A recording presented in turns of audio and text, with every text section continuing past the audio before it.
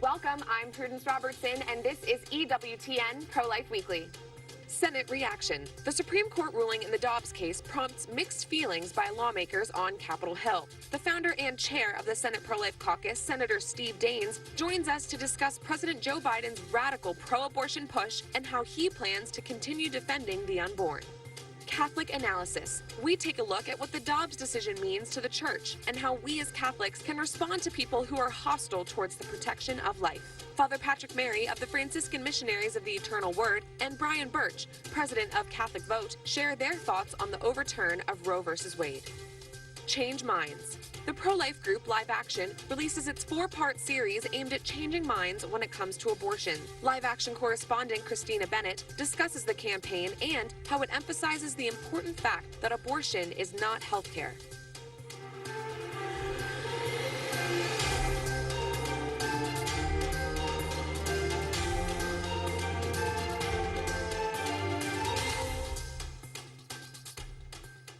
The Supreme Court's decision to overturn Roe has prompted a variety of reactions from the White House and lawmakers on Capitol Hill. In a recent press release, Senator Steve Daines of Montana called out President Joe Biden's continued promotion of his radical abortion agenda. Daines says that Biden will stop at nothing to force states to allow dangerous chemical abortion pills. And joining me now is Senator Steve Daines, founder and chair of the Senate Pro-Life Caucus. Senator, thanks for joining me. It's been a couple of weeks now since Roe has been overturned. What's your reaction to the news, and what are you doing in the Senate to respond? Well, I think many who've been watching this, that horrible case from 1973, wondered if we'd ever see it overturned in our lifetime. And we are so grateful that the Supreme Court did exactly the right thing. They overturned that terrible decision in 1973 and has corrected a historic injustice, one of the worst perhaps in our nation's history, resulting in some 63 million lost lives. So it was a joyous moment. It was a very scholarly opinion. I just am so thankful for these thoughtful justices and Justice Alito's leadership. And there's been so much misinformation about what the court said, but let's just put it out in plain text. What they said is that there's no constitutional right to an abortion. That's clear. Our founding fathers never put it in there. And they said we return the power to the people, to the elected officials, to decide what regulations should be put in place for abortion. Elected officials, that means officials in the states and the federal government, because the court realizes this is a contentious issue and that it should be decided by elected officials who are directly accountable to the people. This is actually a victory for democracy, but now the fight only continues and frankly even further intensifying. Absolutely, could not agree with you more. Joe Biden is calling for elimination of the Senate filibuster because of all of this in order to ram through legislation that would essentially codify Roe versus Wade, even though Roe versus Wade is no longer the law of the land. And he most recently advocated for this at a NATO summit. So how does this make our country look on the international stage, Senator? Well, it was embarrassing. It was embarrassing to see our president at a NATO summit saying this. Remember, 47 out of 50 European countries have stronger protections for the unborn than we do. And so the United States is an outlier. We're just one of 7 countries that allows late-term abortions. We are in the same list as North Korea and China. But here's what the pro-abortion forces are going to do. They're going to try to blow up the filibuster, as the president said. That would mean that with simply 51 votes in the U.S. Senate, they could codify Roe v. Wade. That would mean abortion would be legal up until the point of birth. That is the most radical position. Well, a Marist poll from this year said that over 70% of the American people want to see restrictions on late-term abortions. So the Biden administration is way out of step with where the American people are. But I've heard some of my colleagues just in the last week suggest that they should establish abortion clinics in national parks on federal lands as a way to get around the authority of states that want to protect the unborn. Very unfortunate. That could be very dangerous. And several states led by Democrats have taken steps to protect abortion access now that Roe is overturned. Meanwhile, a dozen pro-life states over a dozen have essentially stopped all abortions in the last couple of weeks. So how is all of this activity in the states impacting federal legislation that we might see in the coming days, particularly in the Senate? Yeah, well, we need to continue to fight in the U.S. Senate for the strongest possible laws that we can pass that can protect the unborn. But this is going to be a battle now at the states as well as the federal government. But I just would also want to make sure that we all in the pro-life community continue to act with compassion, with great care, as we're going to see more and more mothers now taking their pregnancies to full term. So we're going to need a stronger support for crisis pregnancy centers. The church will have a very important role to play here to walk alongside these sometimes very frightened young mothers who need the care and compassion that we need to provide for them so they can have a healthy baby. Yes, and we are ready to serve those moms and babies in the pro-life movement. Senator Steve Daines of Montana, thank you for joining us. Thank you.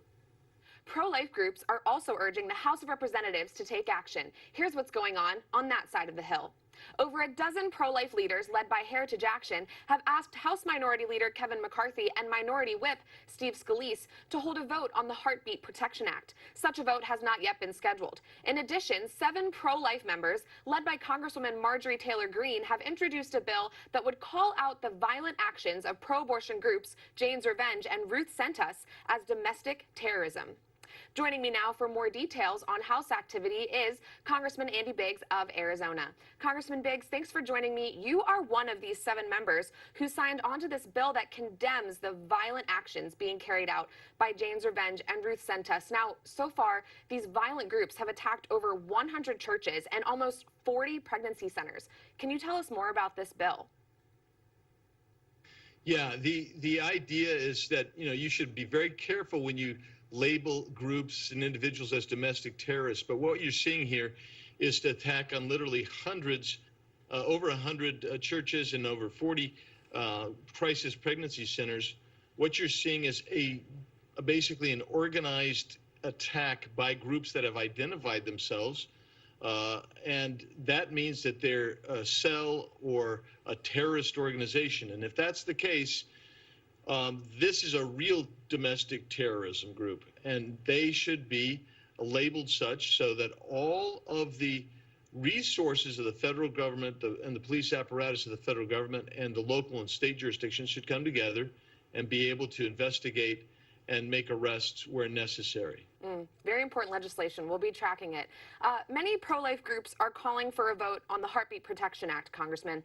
This bill, if advanced, would stop abortions at around 6 weeks when a heartbeat can be detected. And we know that we would need a majority in the House for this bill to go anywhere. But do you agree that that shouldn't stop pro-life members from bringing these bills to the forefront of debate right now?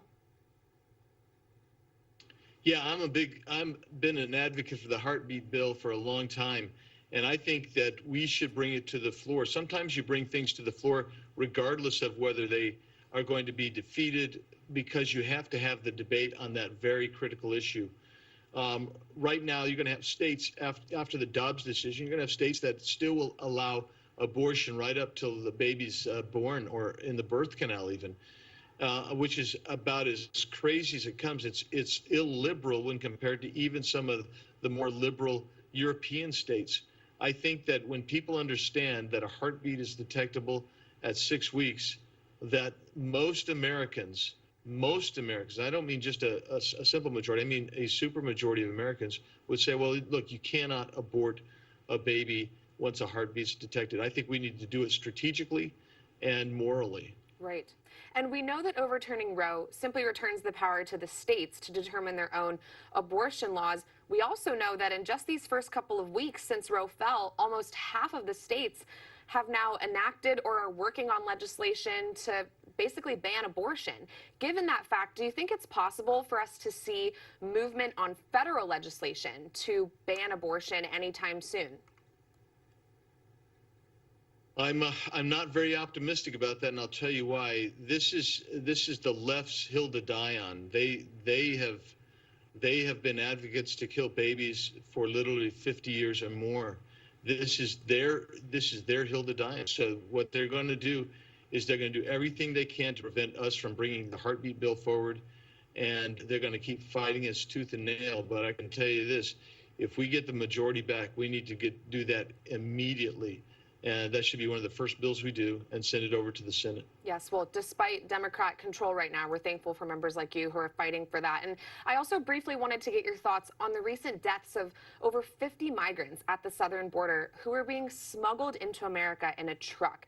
You said on Twitter recently that the Biden administration's border policies are really to blame for this. They're allowing for human smuggling and gruesome deaths. So what do you think should be done? Well, there's so much that we could do. The Biden administration is responsible for this because they actually, through executive order, eliminated the policies that were working. So you have to reinstate Remain in Mexico policy. Don't get rid of it. That's what they want to do. You have to expand Title 42, which allows us to remove people on health policy. You have to renew the asylum agreements that we had with the Northern Triangle states. You have to move people out who are here as requesting asylum and not let them into the country in the first place, because the vast majority, almost 100%, just about 90 some odd percent of them are bogus claims. And so you need to move those forward as quickly as you can. And then you have to detain people as required under law. So you enforce the laws that are in place, which this administration has specifically told ICE and CBP not to do it. And they've, this is a tragic thing. You talked about the 52 people that were involved in that horrible death truck in San Antonio. But the reality, you have smaller groups like this almost every day all along our southern border. This has to stop. There are ways to stop it. This administration wants this policy. Yeah, very tragic. Well, thank you for your insight on that and for everything that you're doing to protect life. Congressman Andy Biggs of Arizona, God bless. Thank you, Prudence. God bless you, too. Katie Glenn of Susan B. Anthony Pro-Life America joins me now to discuss more pro-life news. Katie, thanks for joining me. Can you give us an update on states that have enacted pro-life laws in these couple of weeks since Roe's overturn? We are so excited to see governors moving quickly to enact the laws that their lawmakers and their people passed before the overturn of Roe v. Wade. This is such an exciting time. Already 10 states' laws have gone into effect, and another 10 are in the courts right now. So if you want to learn more about any of those states, you can go to lifesavinglaws.com. We're updating it twice a day so everyone can get the latest information. But states are aggressively pushing to enact protective laws, and we're going to be there with them 100% of the way. Yeah, thanks so much for that live updating that you're doing at that site, lifesavinglaws.com. And we know that state activity on pro-life laws, Katie, it should affect what's going on here on Capitol Hill. Now with Roe overturned, could you speak to the importance of strong federal action on this issue? What do you hope to see from Capitol Hill leaders in this next phase for our movement? Well, when the court said they're returning the issue to the states, what they really mean is they're returning it to elected officials. So that includes our state lawmakers and Congress. We know that there are problems only Congress can solve, things like collecting accurate information when states like California refuse to even collect it, let alone share it with the public. Things like chemical abortion, which we know these pills are being mailed across state lines, even to minors whose parents don't know that they're getting these online. So there are big problems we're still going to have to solve at the federal level, and we're excited that so many members of Congress are working towards that. And with states everywhere advancing strong laws to stop abortions, some federal judges are quipping back. For example, in Florida, Judge John Cooper temporarily blocked the state's 15-week limit on abortion, which pro-lifers have been working to advance in the state for years. And you live in Florida, so I'm sure you know this very well. What are your thoughts on all of this? Well, we've got this unique feature in our law where as soon as the governor filed an appeal of that injunction, it was actually stayed, which means the injunction's not in effect. So our law is back in effect. The Miami Herald had back-to-back reports within an hour where they said the law can't take effect, now it can. So we're really glad for that. We're grateful that the governor is aggressively defending the law, which the people of our state support. And I saw some Harvard polling this morning that said 72% of Americans support a law at 15 weeks like we have here in Florida. So we're excited to get that in front of our state Supreme Court and would urge people in other states to do the same thing. If you've got a bad state Supreme Court decision, get back in front of them because things have really changed. And if you've got a pro-life governor, encourage them to get those laws and those bad cases off the books so that you can pass life-affirming laws. That is great news about Florida. And I also wanted to get your thoughts on the fact that Joe Biden just held an event with pro-abortion governors across the country to thank them for their continued promotion of the killing of unborn children in their states. Can you tell us what you know about that meeting? Well, I know that they have been calling this a whole of government response. We saw the HHS secretary out there. We've seen senators like Elizabeth Warren say that she wants to put abortion clinics in tents in national parks. So we have to approach this with a whole of government solution as well. We're going to be keeping a close eye, not on just what our governors are doing, but certainly on what the administration is doing and looking at every opportunity to protect lives. The Supreme Court has said that the states have many, and Congress have many compelling and legitimate interests in protecting unborn life as early as conception. It's a shame that our Catholic president doesn't see that. We pray that he eventually does, but in the meantime, we are going to be holding them accountable because this is not what the American people want, and it's certainly not what our elected representatives were sent to Washington to do. Right. Thank you so much for all of these important updates. Katie Glenn of Susan B. Anthony Pro-Life America. Thanks. As American Catholics, it's important for us to reflect on this moment in our church's history and the role that we will play in a world without Roe. We must prepare for the days ahead. Archbishop Naumann of Kansas recently said, quote, "I'm overjoyed that the American people can decide what abortion policy will be. I'm glad we're back to where we were pre-1973, but the battle is not over." I spoke to Father Patrick Mary of the Franciscan Missionaries of the Eternal Word and Brian Birch, president of Catholic Vote, last week. This is what they said. I'm joined now by Father Patrick Mary, MFVA, and Brian Birch, president of Catholic Vote. Gentlemen, thanks so much for joining me today. Father Patrick, I had the privilege of co-hosting EWTN's March for Life coverage with you just a little bit earlier this year, so I know you've been following all of this very closely. Could you speak to what a spiritual victory this is for the church, especially here in the United States? Well, Prudence, this certainly is a great spiritual victory, and what a great joy, too, to we hear about this on the great solemnity of the Sacred Heart of Jesus. I remember I just finished offering Mass for the Solemnity of the Sacred Heart and hearing confessions at the Shrine of the Blessed Sacrament, and one of the friars texted us with the great news. And what a gift from the Sacred Heart of Jesus that, we know that life is a gift from our God, and it's a sacred gift that we are called to protect. And just hearing this, that our own nation, the highest court in our nation, just says that there is no right to take innocent human life in the womb, to have an abortion. But what we ask, it's a great blessing from God, and we hope that the Lord will certainly continue to bless our nation as we move forward. But certainly a great day of joy and gratitude in this moment in our history in our country. Right, absolutely. And Brian, as Father Patrick said, this decision came down overturning Roe on the Feast of the Sacred Heart of Jesus. Could you speak to how it's just so clear that the Lord's hand was in this and why, that means Catholics should be speaking into this victory and really engaging in the public sphere? Well, I'm reminded when I heard the decision on the Feast of the Sacred Heart of the famous line by Pope St. John Paul II, who said, "In the designs of providence, there are no mere coincidences." And so I don't think it's wrong to suggest that the hand of God was clearly here on this decision coming down on this day. Of course, me personally, I attend the Church of the Sacred Heart in the suburbs of Chicago, and so it was especially important for me. You're so right. Catholics have such a critical role to play. Don't forget, it was the Catholic Church that was essentially helped start the pro-life movement after Roe v. Wade, and it's going to be the Catholic Church that is going to need to be at the center of the reforms that are now necessary now that the court has given us the ability to reform abortion law around the country. Right. And Father Patrick, as Archbishop Naumann said, this battle is not over. And part of that battle is going to be coming up against people who don't agree with us, even within our own Catholic Church, such as President Joe Biden, Nancy Pelosi. How do we come up against these people who are hostile to what we believe and know to be true, protecting the family, traditional marriage, protecting life? How should we respond?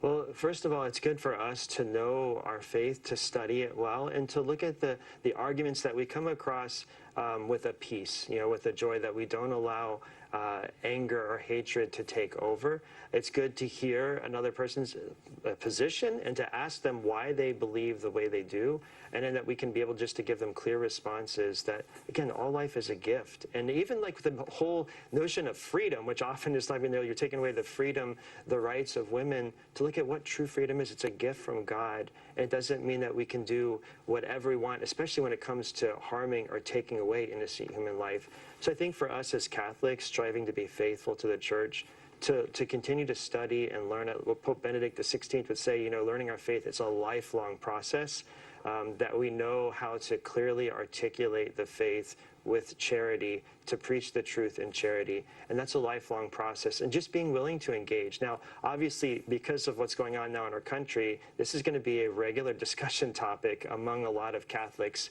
And so it's good for us to be able, again, to articulate clearly and truthfully and joyfully our faith, Right. to engage others and to help lead them to the fullness of the truth. Yes, and to be courageous in speaking the truth. And Brian, one final question. Now that Roe has been overturned, a lot of people are looking to the states. Kansas, in particular, that's a place where voters will soon be able to vote on the life issue and the Value Them Both Amendment. This is something that's on the ballot where voters will soon have an opportunity to potentially eliminate a so-called right to abortion from the Kansas state constitution. What are your thoughts on this at Catholic Vote? How are you and other pro-life groups engaging in that state? Well, thanks for asking about that, because it's exactly right. The first test of this Dobbs decision in the states is going to come in Kansas. They have an election on a ballot initiative August 2nd. Early voting starts in just 2 weeks. And this will test whether or not Kansans, when given the choice, the Supreme Court has now given them whether or not to allow abortion in their state. It's related to a Supreme Court decision, state Supreme Court decision that they had. And it's so important that Catholics now turn their focus to these state battles. Kansas is battle number one. And we are going to be mobilizing Catholics in that state. Archbishop Naumann, the bishops, and groups on the ground there are already working. We have the Catholic Vote Action Network. If you want to sign up, you can do so on our website. You can help us contact Catholics. It's really going to come down to turnout, because it's an August election. There's likely to be less turnout than normal. It's going to be really important that we motivate and inspire fellow Catholics and all people of faith in that state to turn out for this ballot initiative. Right. Well, if you're a Kansan and you're watching right now, make sure you get out and vote on August 2nd. Father Patrick Mary of EWTN and Brian Birch of Catholic Vote, thanks so much for your time. God bless you. Thank you. Coming up, we expose groups known as abortion funds, whose sole mission is to fund the genocide of abortion. I speak out. Plus, we take a look at a new campaign aimed at exposing the brutal reality of abortion.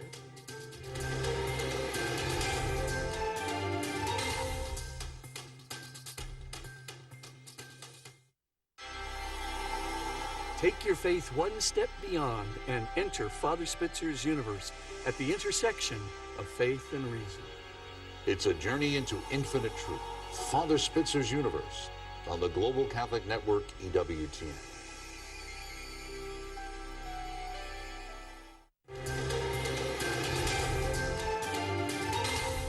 Welcome back to EWTN Pro-Life Weekly. I'm Prudence Robertson. When it comes to large corporations and groups who continue to fund abortion, there are more culprits than we know. That is this week's Speak Out segment.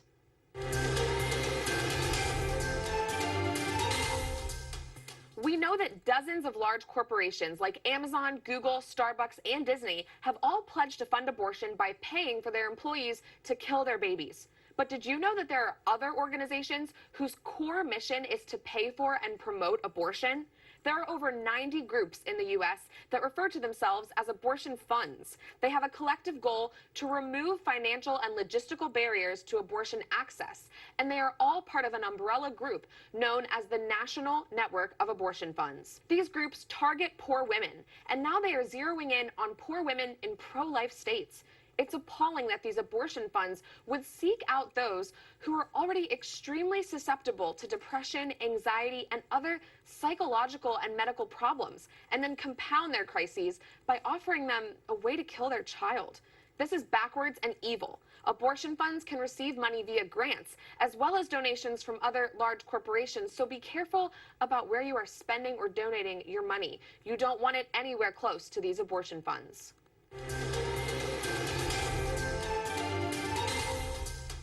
Days before Roe v. Wade was overturned, the pro-life group Live Action launched a new campaign titled, What is Abortion?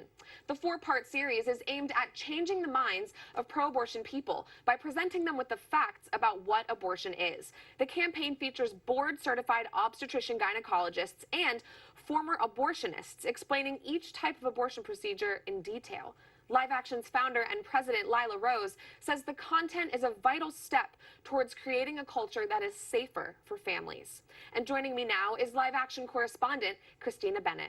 Christina, thanks for joining me. Want to start by just getting your reaction to the overturn of Roe versus Wade.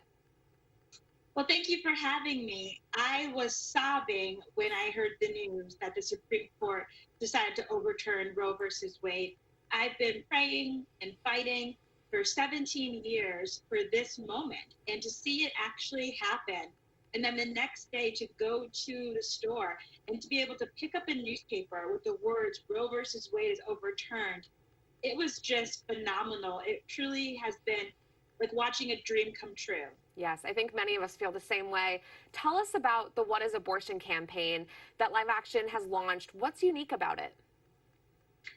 Well, what's unique is that we are working with 4 female former abortionists and OBGYNs who are telling their story as to why they left, the abortion industry, as well as going into detail regarding what really happens in an abortion.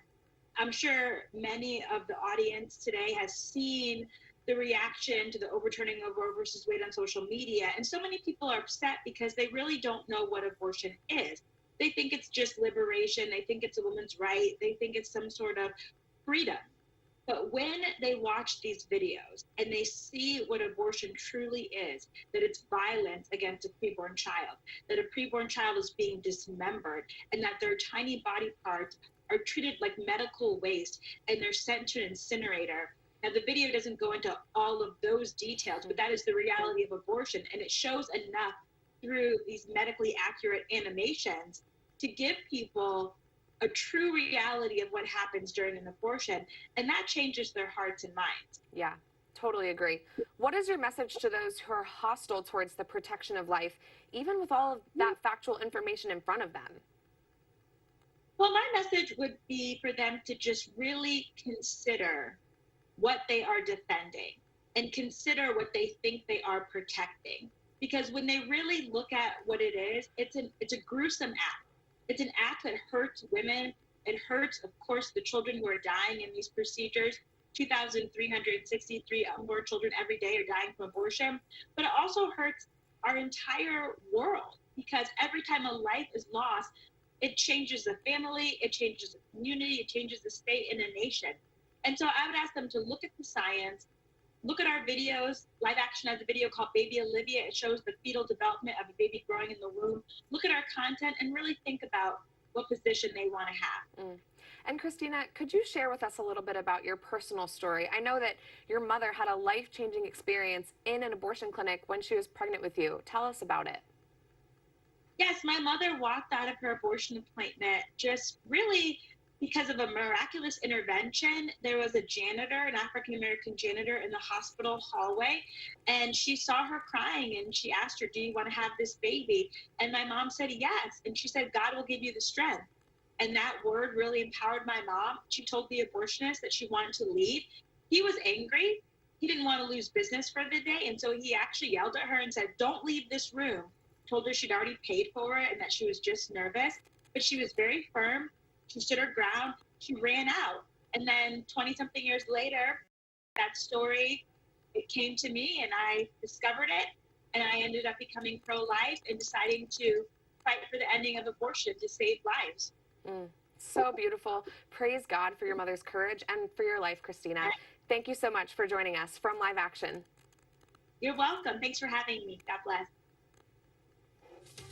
That does it for this edition of EWTN Pro-Life Weekly. I'm Prudence Robertson. Until next time, we'd love to hear from you. Find us on social media at EWTN Pro-Life on all social media platforms. Twitter, Facebook, Instagram, we're there. You can also send us a message by emailing ProLifeWeekly at EWTN.com. We love to hear from you. Remember, life is a gift. Your life is a gift. God bless.